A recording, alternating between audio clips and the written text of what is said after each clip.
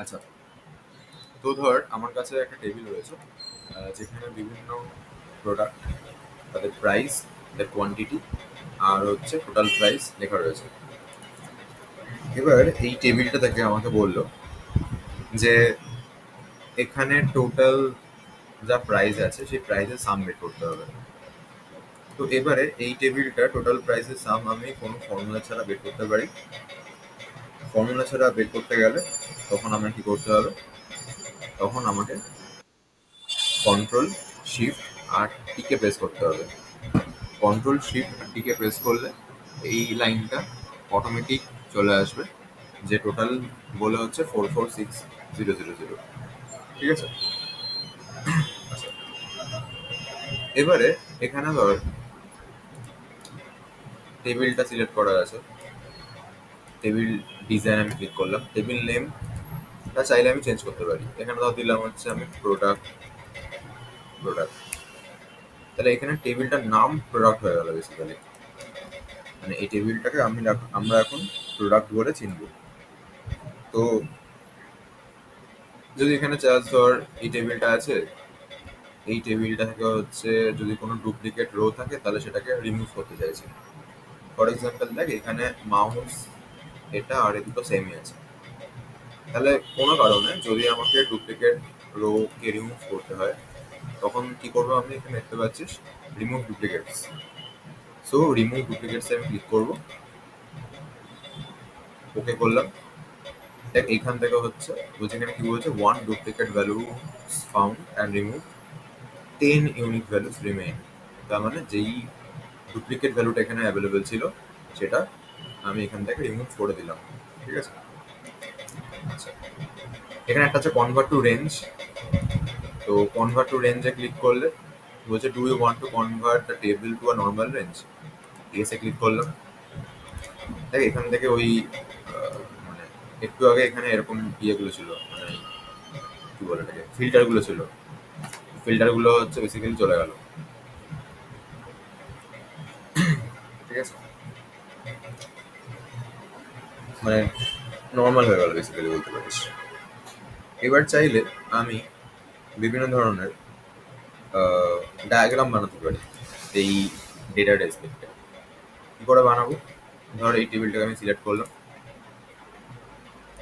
আচ্ছা, জিনিস খেয়াল কর, এখন যখন টেবিলটাকে সিলেক্ট করছি তখন একটু আগে উপরে যে ওই টেবিলের অপশনটা আসছিল সেটা কিন্তু আমার এখন আর আসছে না। কেন আসছে না? বিকজ এইটাকে আর টেবিল হিসেবে ভাবা হচ্ছে না। আমি যদি এটাকে টেবিল হিসেবে ভাবতে চাই তখন আমাকে আবার এটাকে সিলেক্ট করতে হবে। সিলেক্ট করে এখানে এই ফরম্যাট অ্যাজ টেবিলে যেতে হবে। ক্লিক করে এটাকে অ্যাজ আ টেবিল আমাকে ওকে করতে হবে। এবার দেখ যে টেবিল ডিজাইন যে ইয়েটা ট্যাবটা ওটা চলে এসেছে, বিকজ এখন এটাকে আবার অ্যাজ আ টেবিল আমি কনসিডার করছি। একটু আগে হচ্ছে কনভার্ট টু রেঞ্জ করে দিয়েছিলাম বলে নর্মাল টেবিল হয়ে গেছে। নর্মাল একটা জাস্ট পরপর ভ্যালুওয়ালা একটা কি বলবো ডেটা সেট হয়ে গেছিল। ঠিক আছে? এবার ধর আমি চাইছি এখান থেকে কিছু চার্ট বানাবো। তাহলে যদি আমাকে চার্ট বানাতে হয় দেন আমি কি করব? এখানে ধর ওই ইনসার্ট বাটনে এলাম, দেন আমি প্রেস করলাম। এবার দেখতে পাচ্ছি এখানে বিভিন্ন ধরনের চার্টস হচ্ছে। 2D কলামস এর একটা আছে, এখানে হচ্ছে 3D কলামস এর একটা আছে, ডিফারেন্ট ডিফারেন্ট চার্টস। এটা হচ্ছে আবার 2D বার, 3D বার, এরকম করে বিভিন্ন আছে। তো ধর আমি এটা select করলাম। তো এখানে আমি খেয়াল করিস ভালো করে, তাহলে বুঝতে পারবি এটা কি হয়েছে। এখানে ল্যাপটপ, মোবাইল, ট্যাবলেট প্রত্যেকটা প্রোডাক্টের ডিসপ্লেটা তিনখানা করে বার আছে। তিনখানা বারের মধ্যে ব্লুটা হচ্ছে বেসিক্যালি প্রাইস, এখানে নাম্বারিং গুলো করা আছে। ব্লুটা বেসিক্যালি প্রাইস, অরেঞ্জটা হচ্ছে কোয়ান্টিটি, আর এই গ্রেটা হচ্ছে টোটাল প্রাইস। এবার এখানে আমার কাছে ফিল্টারের অপশন আছে, তো আমি ধর ফিল্টারে ক্লিক করলাম। করে আমি এখানে সিরিজ থেকে কোয়ান্টিটিটাকে সরিয়ে দিলাম, আমার দরকার নেই কোয়ান্টিটি, অ্যাপ্লাই করে দিলাম। এখন দেখ শুধুমাত্র প্রাইস আর টোটাল প্রাইস আছে। ঠিক আছে? তাহলে কি হলো, আমি প্রত্যেকটার অ্যাকচুয়াল প্রাইস কত আর প্রত্যেকটা টোটাল সেলস কত এসছে সেই ডিজাইনটাই পেয়ে গেছি। ইভেন যদি কারো মনে হলো ধর এখানে এগুলো চেঞ্জ করবে, মানে চার্টের ডিজাইনগুলো চেঞ্জ হচ্ছে ধর, সেটা করা পসিবল। এরকম হয়ে গেল, কেউ ধর ভাবছে যে এরকম রাখবে, তো সেরকম রাখবে, কোনো অসুবিধা নেই। তা আমি ধর আপাতত আহ, এটাই থাক, আর এখান থেকে প্রাইসটাকে সরিয়ে দিচ্ছি। আমি প্রত্যেকটা প্রোডাক্টের সেলসটা দেখতে চাইছি, যে কেমন সেল হয়েছে প্রোডাক্টগুলো। দেখলাম ল্যাপটপ এতটা বড়, মোবাইল এই সবচেয়ে কম সেল হয়েছে মাউস, সবচেয়ে বেশি সেল হয়েছে ক্যামেরা। ঠিক আছে, বেশি সেল হয়েছে না, বেসিক্যালি বেশি টাকার সেল হয়েছে ক্যামেরা। তো এবার এই ডিজাইনগুলো আমি চাইলে আমরা চেঞ্জ করতে পারি। আচ্ছা, এখানে দেখ, এখানে হচ্ছে এইটাকে সুন্দর একটা বেশ ফরম্যাট ওয়াইজ, মানে এটা বেশ দেখতে ভালো লাগছে। ঠিক আছে, তো ডিজাইনিং গুলো চেঞ্জ করা যায় অ্যাকচুয়ালি। ঠিক আছে, তুই কালার চেঞ্জ করতে পারবি, যা ইচ্ছা দিতে পারবি। রেকর্ডটা হচ্ছে তো। আচ্ছা, এবার ধর এখানে তুই চাইলে আহ, বেশ কিছু লাইনও ড্র করা যেত। ধর 2D লাইন, 2D লাইনের মধ্যে হচ্ছে ফিল্টারে আমি এলাম, ফিল্টারে সবাই সিলেক্টেড।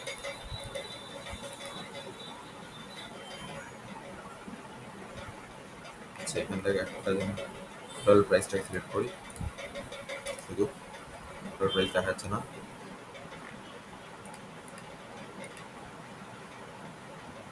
কিছু একটা এই যে ল্যাপটপ ফ্যাপটপ কিছু রেসপেক্টে প্রাইস, এটা কোয়ান্টিটির এই সেটটা, টোটাল প্রাইসের এই সেটটা এগুলো দেখাচ্ছে। যাই হোক, আমাদের আগের চারটাই ভালো ছিল, ওটা বেশ বোঝা যাচ্ছিল। এটা এটা না, এটা থাক। তো এটা হচ্ছে আমরা বুঝলাম। ঠিক আছে, আচ্ছা এবার যদি ধর আমি একটা ওই লাইন টাইপের একটা চার্ট, মানে লাইন চার্ট তৈরি করতে চাই, তখন কি করবো? আবার এই পার্টটাকে আমি সিলেক্ট করে নিলাম, টেবিলটাকে সিলেক্ট করলাম। এখানে আচ্ছা, এটা কি? এটা হিস্টোগ্রাম।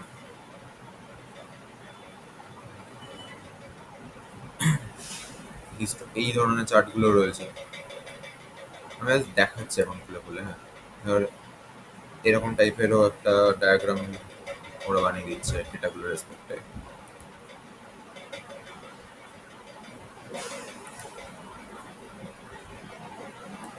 এইটা বেশ একটা ভালো ডায়াগ্রাম, কিন্তু এখানে বাকি কালারগুলো কোথায়? আচ্ছা, এইটা একটা কালার হয়ে আছে।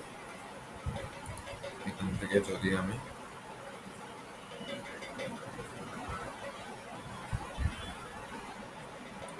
কোয়ান্টিটিটাকে সরিয়ে দিই, টোটাল প্রাইসের প্রাইসটাকে তুলে দিলাম, টোটাল প্রাইস দেখা যাচ্ছে না।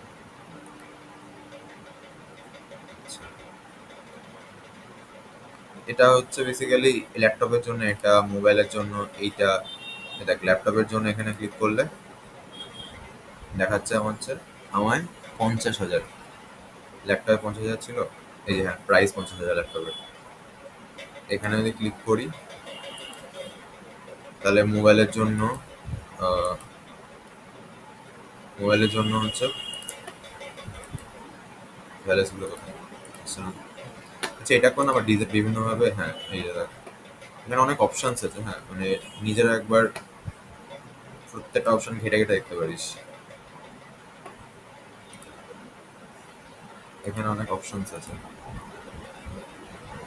তো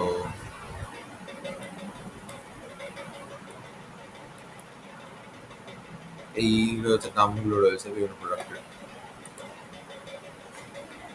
টোটাল প্রাইসটা অ্যাকচুয়ালি অনেক বড় আছে বলে হচ্ছে ওটা বাইরে বের করে দিয়েছে। তারপরে এখানে ফিল্টারে যদি আমি দেখি, এখানে কোনো প্রোডাক্ট থাকে ধরে ধরে দেখতে পারবি। ধর এটা ল্যাপটপ ব্যাপারটা, এটা মোবাইল, এটা ট্যাবলেট, এরকম করে দেখতে পাবি। আমি একটা ছোট ডেটা সেট নিচ্ছি যেটা শিটগুলোতে রয়েছে আমার। এটা ধর, এটাকে সিলেক্ট করলাম। সিলেক্ট করে ধর একটা,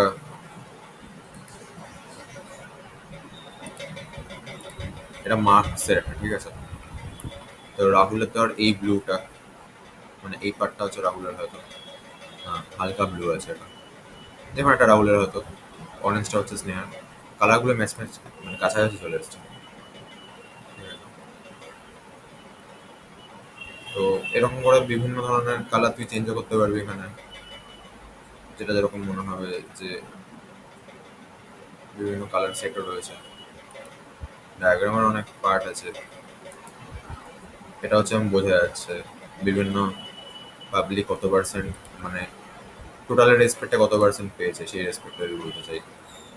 মানে এখানে তো নেম আর মার্কস আছে বলে ধর, এখানে যেরকম হতো যে মানে অনেক সময় হয় না ধর, টোটালটা হচ্ছে 100%, সেখান থেকে হচ্ছে রাহুলের আহ, এত পার্সেন্ট ধর, এটা মার্কসের জায়গায় ধরে না স্টক, স্টক ইনভেস্টমেন্ট ধর, তাহলে 100%-এর মধ্যে রাহুল হয়তো এত পার্সেন্ট ইনভেস্ট করেছে, স্নেহা এত পার্সেন্ট ইনভেস্ট করেছে, অর্জুন এত পার্সেন্ট, সেটারই আবার টোটালটা রেসপেক্টে বিভিন্নভাবে দেখানো হয়েছে ধরনের। মানে আমি জাস্ট এটা এখন জাস্ট বোঝ জিনিসগুলো যে এই ধরনের ডায়াগ্রাম গুলো আঁকাটা পসিবল, ঠিক আছে, মানে আঁকা বলছি সরি, মানে বানানোটা পসিবল।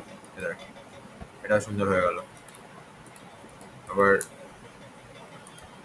আরো আছে ডিজাইন।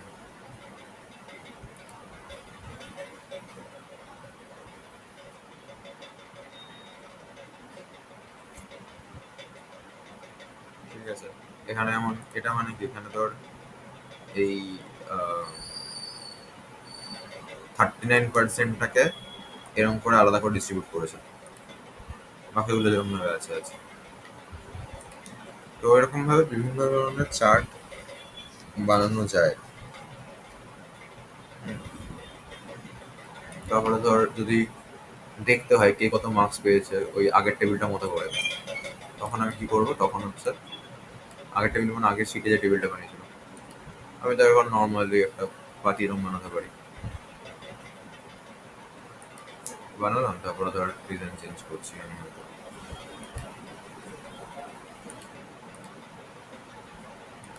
এখানে যে ডিজাইনগুলো অ্যাভেলেবেল আছে,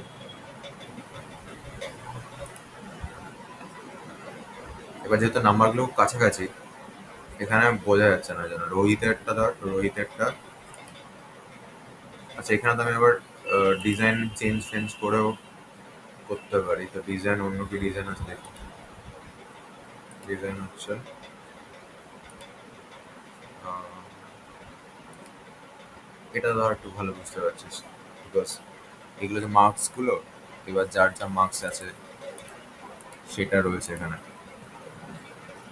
যে রাহুল 85, স্নেহা দেখ বেশি, সবচেয়ে বেশি বেসিক্যালি এই পাবলিকটা অনন্যা। অনন্যা কত পেয়েছে? 95 পেয়েছে, হ্যাঁ। সবচেয়ে কম পেয়েছে হচ্ছে এই পাবলিকটা রোহিত, রোহিত হচ্ছে 67। তো এই আর কি, মানে এরকম ভাবে তুই বিভিন্নভাবে চেঞ্জ করতে পারিস স্টাইলগুলোকে, এইভাবে লিখতে পারিস চেঞ্জ করে করে। তো প্রচুর অপশনস আমার কাছে অ্যাভেলেবেল আছে, হ্যাঁ। মানে তুই যেরকম ভাবে চাইবি সেরকম ভাবে তুই চার্ট বানাতে পারবি।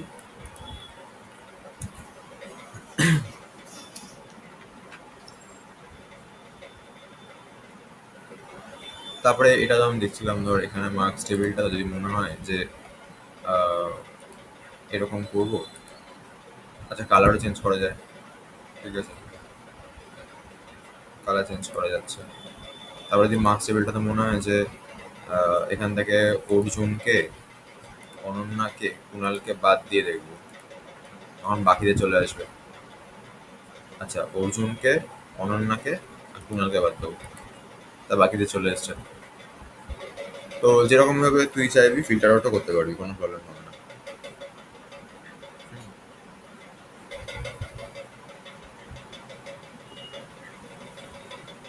আচ্ছা, তো এই হচ্ছে গল্প। এবার এখানে ওই যদি এইটার কথা দেখিস, আমি যদি এটাকে নর্মালি এরমভাবে লিখে দিই, মানে এরমভাবে করে দিই, লিখে দিই না সরি, এরমভাবে করে দিই, তাহলে হচ্ছে আহ, এই যে পার্টটা, এই পার্টটা বেসিক্যালি প্লট এরিয়া। এখানে এগুলো হচ্ছে গ্রিড লাইনগুলো, মানে যে এই যে লাইনটা, এই যে লাইনটা, এই যে লাইনটা, মানে গ্রিড লাইন মানে বেসিক্যালি হচ্ছে আমি এই লাইনগুলোকে বলছিলাম। এই যে এই লাইনটা, এই লাইনটা, এই লাইনটা, এগুলোকে গ্রিড লাইন বলে। ঠিক আছে, এগুলো তো, আর এই যে নর্মাল লাইনগুলো, এই লাইনগুলো তো মার্কসের লাইন, বুঝতে পারছিস, মাঝখানে এরকম ভাবে মার্কস লেখাও রয়েছে, সেটা বুঝতে পারছিস। তো এই হচ্ছে গল্প, ঠিক আছে। আহ, ব্যাস মোটামুটি চারটেটা তাহলে বোঝানো হয়ে গেল। এবারে হচ্ছে আমি চাইলে বিভিন্নভাবে ডেটা এখানে আনতে পারবো, মানে এখানে তো ধর আমি অলরেডি এগুলোকে বানিয়ে রেখেছিলাম আগে, মানে ভিডিওটা শুরু করার আগে।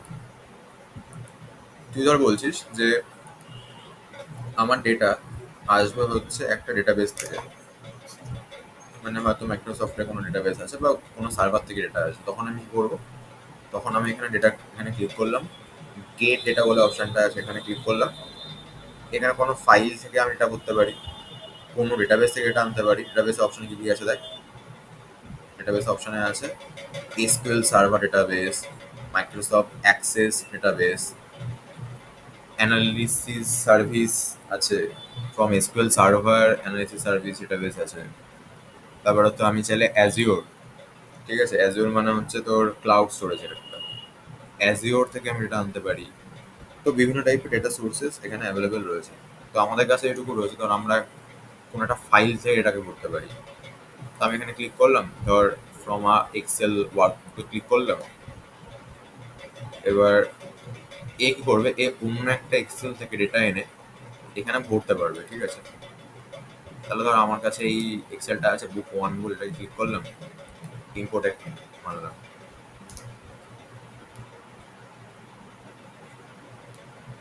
এবার আমাকে বলছে যে এই বুক ওয়ান এক্সেলে তিনখানা শিট আছে। শিট মানে কি, আমার এখানে দেখ শিট ওয়ান আছে, এই যে sheet one, sheet three, sheet two, এখানেও তিনটে আছে। তো আমি ধর টেবিল ওয়ানটা ক্লিক করলাম, করে এটা মনে হয় তোদেরই করেছিলাম আমি জিনিসটা। এখানে দেখা যাচ্ছে, দেখ শিটগুলো দেখা যাচ্ছে। আচ্ছা, তো আমি শিট টুতে ক্লিক করলাম, করে এখানে লোডে ক্লিক করলাম। আচ্ছা, লোডের এখানে অপশন আছে লোড, লোড টু, সাউন্ড এটা কিছু করতে আছে, লোডে ক্লিক করলাম। তাহলে কি হলো, ওই শিটে যা যা ছিল পুরো শিটটা এখানে লোড হয়ে গেছে, ঠিক আছে। তার মানে ভাব, অন্য কোনো একটা এক্সেলের কোনো একটা শিটের ডেটা আমার এখানে চলে এলো। প্রসেসটা আমি আরেকবার দেখাচ্ছি কি করে করলাম। আমি একটা এখানে শিট বানিয়েছি, এমটি শিট, ডেটার এখানে ক্লিক করলাম, এখানে গেট ডেটাতে ক্লিক করলাম, এক্সেল সিলেক্ট করলাম, এক্সেল সিলেক্ট করে হচ্ছে আমি একটা এক্সেলকে সিলেক্ট করছি। এবার আমাকে বলছে এই এক্সেলে কোন টেবিলটা আমি ইউজ করবো, তাহলে আমি এখানে টেবিল ওয়ান নিলাম, লোডকে ইউজ করলাম, ব্যাস লোড হয়ে গেছে, ঠিক আছে, লোড হয়ে গেছে। তো এই হচ্ছে গল্প। তার মানে এরকম ভাবে আমি বিভিন্নভাবে ডেটাকে আনতে পারি।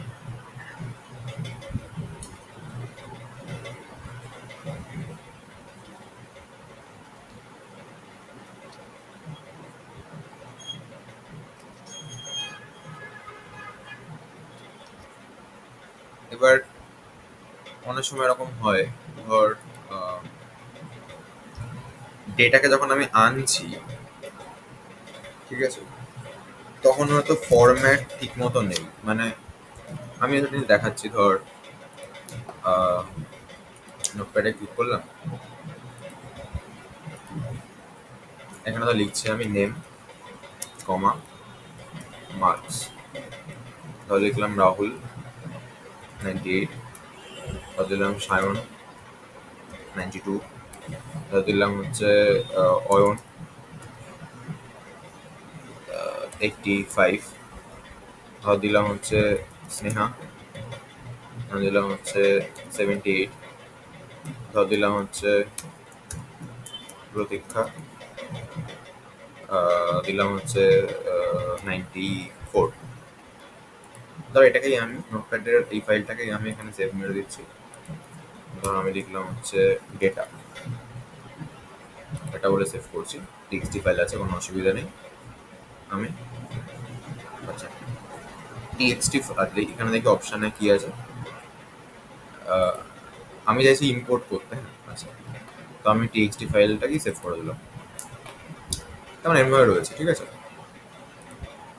এবার ধর আমি এখানে ইম্পোর্টে ক্লিক করছি, আমি এখানে ফ্রম মানে এখন ডেটাতে রয়েছি, মানে আমি চাইছি এখনই আমি যেই টিএক্সটি ফাইলটাকে সেভ করলাম সেটাকেই এখানে ইম্পোর্ট করব। তাহলে আমি কি করলাম, ফ্রম টিএক্সটি স্ল্যাশ সিএসভি এইটাতে ক্লিক করলাম, করে ডেটাকে আমি সিলেক্ট করছি, ইম্পোর্ট মারলাম। এবার দেখ আমার এখানে বলছে যে এটা হচ্ছে তুমি তোমার ছিল ডিলিমিটার হিসেবে কমাকে নিয়েছে ও, ঠিক আছে। তা কমাকে নিয়েছে মানে ও যদি এখানে কোলনকে নেয়, ধর লোড করাচ্ছে, তখন কি হবে, কালারটা মুছিয়ে আসে। তখন কি হবে, তখন এই নেম আর মার্কস একসাথে চলে আসবে। ডিলিমিটার মানে হচ্ছে যেটা রেসপেক্টে ও দুটোকে পার্টিশন করবে। মানে ভাব যে নেম আর মার্কস, আমি তো চেয়েছিলাম যে নেম একভাবে আসুক, পরের কলমটাতে মার্কস আসুক। তারপরে নেম আর মার্কসের মাঝখানে আমি ডেলিমিটার হিসেবে কি ইউজ করেছিলাম, কমা ইউজ করেছিলাম, রাইট।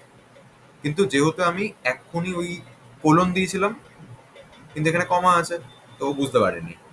কিন্তু আমি যদি এটাকে আবার সিলেক্ট করে ওই অপশনটা খুঁজি, ওই অপশনটা কোথায় থাকে জানো, অপশনটা হচ্ছে data, data validation. Data validation থাকে না, কোথায় থাকে জানো অপশনটা, একটা হয় প্রথমে যখন ইনসার্ট করছি তখনই করে নেয়, মানে আমি দেখাচ্ছি কেন দাঁড়া। একটা হয় সেটা হলো এরকম ফাঁকা শীটে যখন ইনসার্ট করছিলিস, ইম্পোর্ট করার সময় ডিলিমিটার হিসাবে আমি একবার কোলন সিলেক্ট করেছিলাম, তখন দেখ এরকম এসেছিল। এখন যদি আমি কমা সিলেক্ট করি তাহলে কি করবে, ও কমার রেসপেক্টে সেপারেট করে দেবে। মানে এখন আমি যদি লোডটা করাই তখন দেখ কমার রেসপেক্টে প্রপারলি লোড করাচ্ছে, কিন্তু আগের বার হচ্ছে আমি কোলন দিয়েছিলাম বলে ও এই দুটোকে একটা কলামে রেখে দিয়েছিল। এবার দেখ এরকম তো হতেই পারে না, আমি হয়তো ইম্পোর্ট করানোর সময় ভুলভাবে, মানে এখন তো ঠিক করে করলাম, ঠিক আছে, কিন্তু দেখা গেলো ইম্পোর্ট করানোর সময় আমি ভুল করে ফেলেছি। এটা করার পর আমি চেঞ্জ করবো এই করে, সেই অপশনটা আমি খুঁজছি, সেটা হয় এখানে।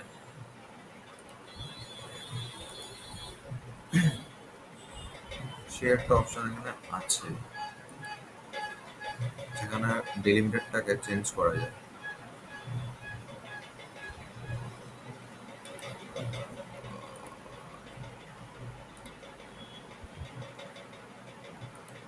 ডেটার এখানেই তো কলম টু টেক্সট, হ্যাঁ কলম টু টেক্সটে ক্লিক করতে হবে, ডেলিমিটারে ক্লিক করতে হবে, অটোমেটিক বুঝে নিয়েছে। কমার চেঞ্জ করলাম, এবার এখানটা দেখ কমা সিলেক্ট করছি, যখনই কমা সিলেক্ট করলাম এখান দুটোকে আলাদা করে দিল। এবার নেক্সট করছি, এবার টেক্সট সিলেক্ট করলাম এটাকে, এবার ফিনিশ, এটা আলাদা হয়ে গেছে। শুধুমাত্র এটাকে আমি এখন বাদ দিল, এই এডিট করে দিলাম, ব্যাস চলে এসছে বাবা ফরম্যাটে। এবার যদি এটাকে আমাকে টেবিল বানিয়ে দিতে হয় তখন কি করবো, তখন হচ্ছে আমি হোমে যাব, হোমে গিয়ে ফরম্যাট অ্যাজ টেবিলে ক্লিক করবো, করে আমি ব্যাস টেবিল হয়ে গেছে। কি করে করলাম দেখতে গেলে ভিডিওটা একবার ব্যাক করে দেখে নিবি।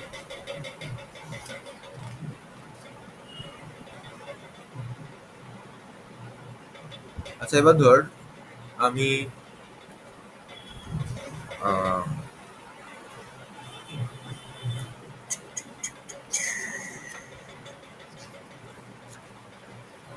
কথা করলাম,